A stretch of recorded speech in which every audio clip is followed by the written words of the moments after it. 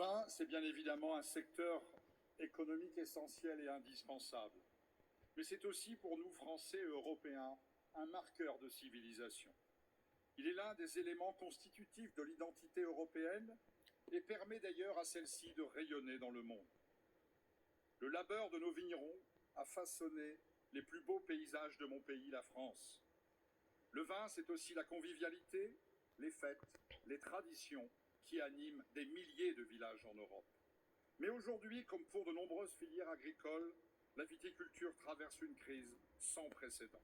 Criminalisation de la consommation du vin, normes et interdictions de certains produits indispensables à la vigne, mépris des intérêts viticoles dans la guerre commerciale avec les États-Unis et la Chine, l'Union européenne pense une immense responsabilité dans cette crise. Alors si ce texte que les élus du Rassemblement national contient quelques mesures satisfaisantes, que les élus voteront et contient quelques mesures satisfaisantes, il n'apportera pas les vraies solutions qu'attendent nos vignerons. Arracher des vignes pour réguler la production ne peut être la seule solution. Arracher une vigne, résultat du travail de nombreuses générations, c'est arracher un morceau de notre identité, de notre histoire, de notre patrimoine. Désalcooliser un produit que l'on continuera malheureusement d'appeler vin n'est pas non plus la solution.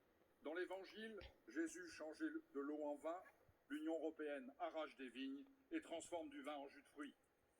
Pour lutter contre la surproduction actuelle, il faut tourner le dos à la dictature hygiéniste et accepter de faire la promotion de la consommation, certes modérée, du vin.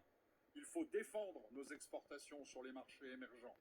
Il faut renouer avec cette culture exceptionnelle de la vigne qui nous vient de l'Antiquité et qui a rythmé les grands moments de notre histoire.